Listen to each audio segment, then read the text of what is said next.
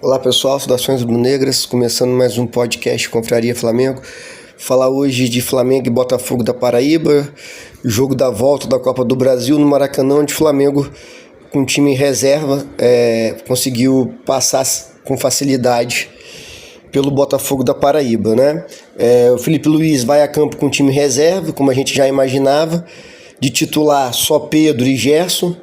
O Gerson muito mais pela falta, né, de volantes, Pulgar, De La Cruz e Alan machucados, então ele entrou de segundo volante junto com o Everton Araújo, e o Pedro começa de titular, como o próprio Pedro já disse, precisa pegar ritmo de jogo, e o jogo contra o Botafogo da Paraíba não exigiria muita intensidade do Pedro, diferentemente do que foi Flamengo e Botafogo, né, Botafogo do Rio, pelo Campeonato Brasileiro. Então para mim fez sentido sim o Pedro começar jogando e jogar o jogo todo também. Isso foi uma questão que algumas pessoas não entenderam. Poxa, tirou o Pedro, né? O Pedro não começou jogando contra o Botafogo, aí faz o jogo todo contra o Botafogo da Paraíba. Aí teve gente que achou meio estranho. Todo jogador, quando volta de lesão, o Pedro, gente, ficou 7 meses sem jogar. Então, por mais que ele treine, o treino é bem diferente do jogo. Então, o Pedro está precisando de ritmo de jogo. Então eu achei que foi acertada assim a decisão do Felipe Luiz de deixar o Pedro jogar os 90 minutos. Como eu disse, o próprio Pedro já falou que precisa jogar para readquirir esse tempo de jogo, esse ritmo de jogo. E com certeza, a gente que eu falo, eu me incluindo também, às vezes a gente duvida demais de quem está lá no Flamengo. Então com certeza o Felipe Luiz conversou com o Pedro falou, houve a avaliação médica dos fisiologistas e entenderam que seria bom para o Pedro jogar esses 90 minutos. Aproveitar também, já que eu estou falando do Pedro, acredito que o Pedro não deva jogar lá em São Paulo, pelo menos não deva ser titular. Por quê? Gramado sintético, sabe? O gramado sintético é um perigo para lesão, principalmente no joelho. E acredito que não, assim, é muito arriscado botar um jogador que está vindo de uma lesão complicada, como foi a do Pedro, para jogar, pelo menos de início ali, jogar 70, 75 minutos nesse gramado sintético.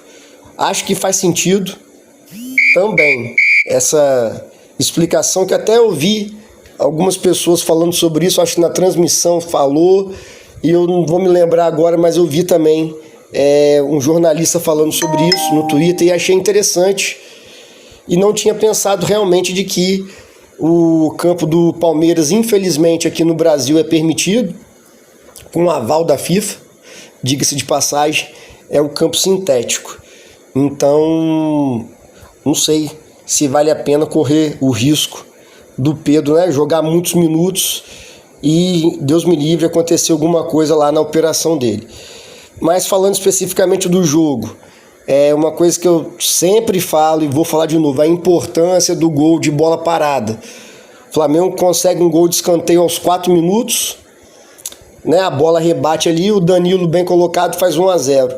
Isso facilita o jogo, dá tranquilidade, a torcida fica calma, os jogadores, já que essa dificuldade clara que o Flamengo tem de fazer gol, obviamente que os jogadores sabem e sentem isso, então esse gol de escanteio ou de bola parada, sem ser escanteio, acho que é fundamental para esse time do Flamengo, né?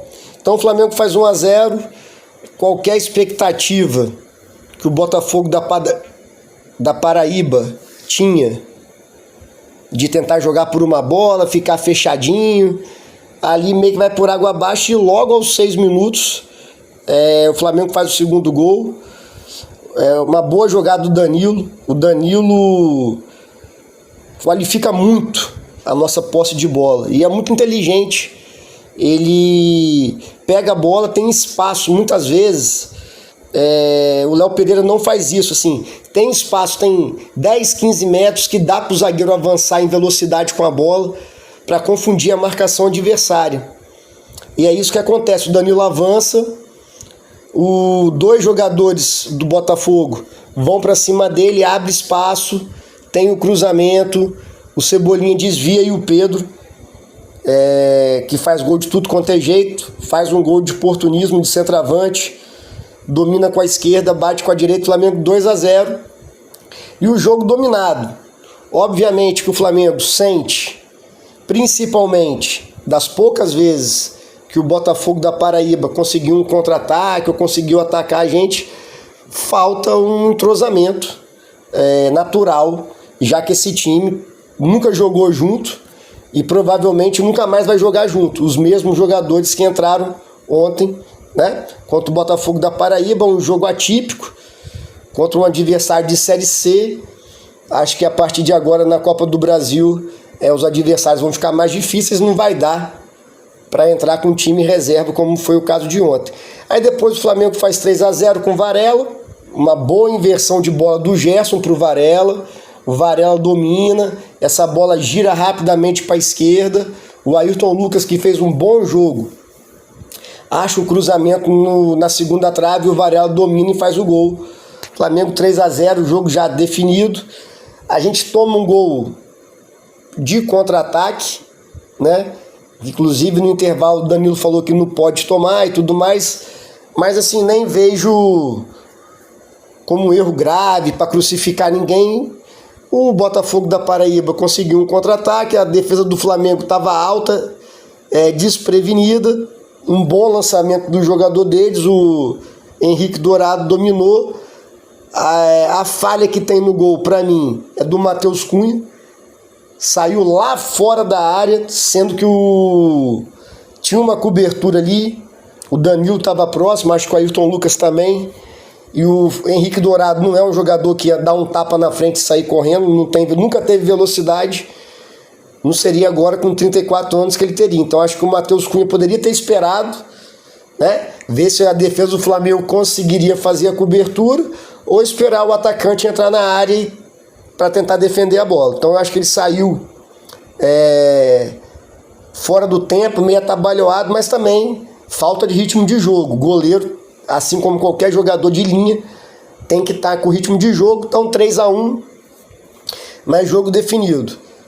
O Flamengo volta para o segundo tempo, onde, né, esse golzinho ali talvez pudesse dar alguma esperança para o adversário, mas logo no início também um ótimo cruzamento do Varela, acha o Cebolinha nas costas do Pedro. O Pedro é importante em vários aspectos técnicos, inclusive táticos esse. O Pedro puxa no primeiro pau, então vai 2 zagueiros com ele. O Cebolinha entra nas costas, mesmo marcado o Cebolinha, mas na frente do zagueiro. E consegue fazer 4-1, aí realmente acabou o jogo. O Flamengo ainda toma mais um gol num rebote de escanteio. O rapaz lá do Botafogo da Paraíba acerta um belo chute, sem chance para o Matheus Gonçalves.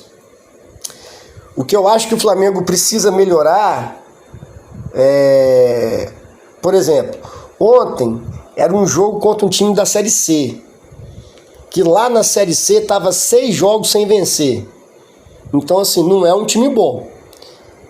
E infelizmente, sem querer também crucificar, enterrar o jogador, falar que não presta, mas o que vem jogando no presente, essa temporada de 2025, para mim 2 jogadores ficaram abaixo, assim. O Michael, que praticamente não ganhou nenhuma jogada contra os zagueiros da Série C.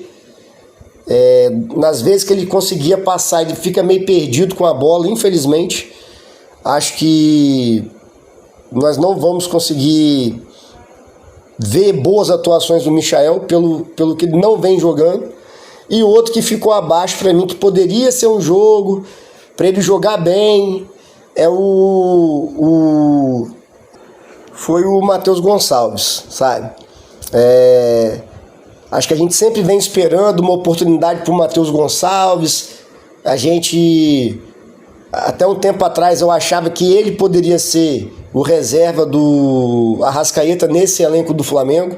Com certeza não seria o reserva ideal, mas poderia fazer a função do Arrascaeta. Mas das vezes que entrou esse ano e ontem, um adversário fraco, jogando no Maracanã, né? com jogadores bons ao lado dele, mesmo sendo um time reserva, tinha Gerson, tinha Pedro, o próprio Cebolinha. Então, ele não acertou nada, assim, perdido, tomada de decisões erradas. Então, acho que infelizmente é outro que também não dá pra gente contar. O Matheus Gonçalves e Michael, contra um time da Série C, não tiveram bem do aspecto de vista técnico, que é o mais importante de um jogador. Jogadores que foram bem, eu acho que, aí tirando esses dois, Michael e Matheus Gonçalves, acho que o resto do time jogou bem. Não dá também para fazer grandes elogios por causa do adversário ser bem fraco. Mas, por exemplo, Danilo sempre joga bem. Acho que o Ayrton Lucas jogou bem. Varela, o zagueiro João Vitor, que fez dupla com o Danilo. O moleque é ágil, antecipa bem, tem boa visão de jogo, se posiciona bem.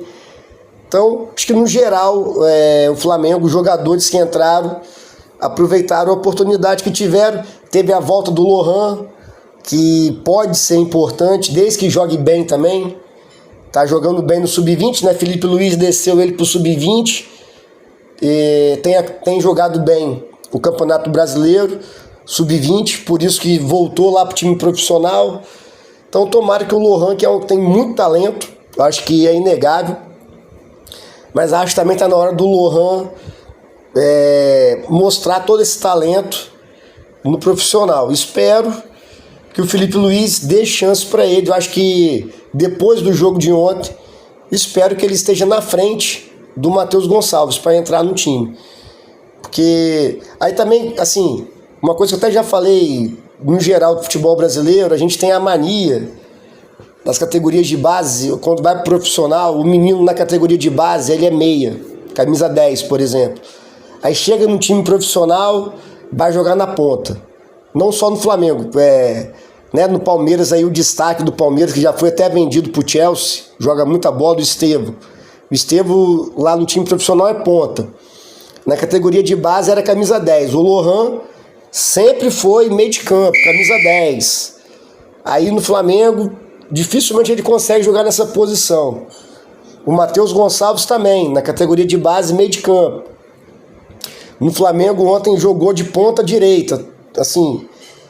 Então eu espero que o Felipe Luiz, com certeza, né, óbvio que é só uma opinião, mas que talvez testar o Lohan quando for tirar o Arrascaeta do jogo, ou algum jogo que o Arrascaeta for poupado, tentar colocar o Lohan nessa posição.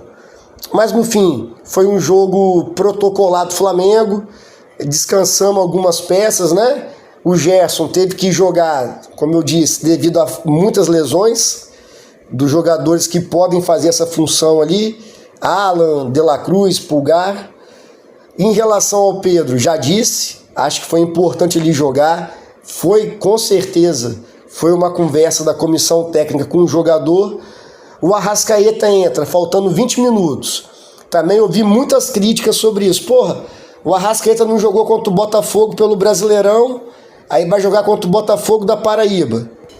Então, assim, jogador alto nível também tem que ter ritmo de jogo. Pô, mas o Arrascaeta ficou só uma semana sem jogar. Acredito que ele entrou nesses 20 minutos, o Arrascaeta só deu trote, o Arrascaeta nem correu, tava com o jogo ganho. Entra ali pra fazer, assim, adquirir o ritmo de jogo. A torcida que estava lá no campo, que foi prestigiar, estava pedindo o Arrascaeta. Então, assim, não vejo como um erro gravíssimo colocar o Arrascaeta 20 minutinhos para esses caras ali. E, na verdade, a partir do terceiro gol do Flamengo virou um jogo treino, né? O Flamengo treinou. Então, o Arrascaeta treinou 20 minutinhos de boa, sem correr nenhum risco. Falando para o jogo contra o Palmeiras, vai ser um jogo dificílimo, óbvio, sempre foi. E, para ser sincero, pelo que vem jogando os dois times, acho que o Palmeiras dessa vez é favorito. O Flamengo tem um histórico de 2019 para cá de fazer jogos bons lá no Allianz Parque, no campo do Palmeiras, mas acho que dessa vez vai ser um dos jogos mais difíceis para a gente, devido ao momento do Palmeiras, que é um time que dificilmente joga mal. Então o Flamengo vai ter que se superar, né, para vencer o Palmeiras lá. Lembrando que nós estamos a 4 pontos de distância do Palmeiras, então uma derrota iria colocar a gente a 7 pontos do Palmeiras. Então acho que assim, é um jogo mais difícil do ano. Não digo o mais importante, para mim o mais importante foi o último jogo contra a LDU, que valia a vaga para as oitavas da Libertadores, mas sem dúvida nenhuma, o mais difícil do aspecto de vista técnico e tático vai ser esse jogo contra o Palmeiras.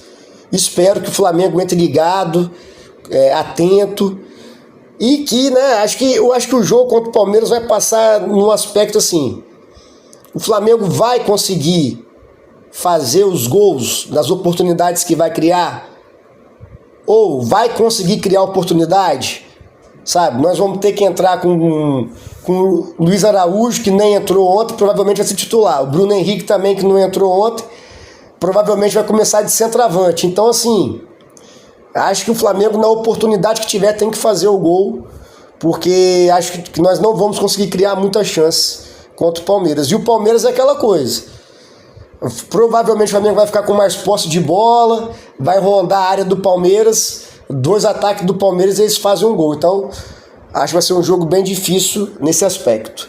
Valeu, pessoal. Saudações rubro-negras, até a próxima.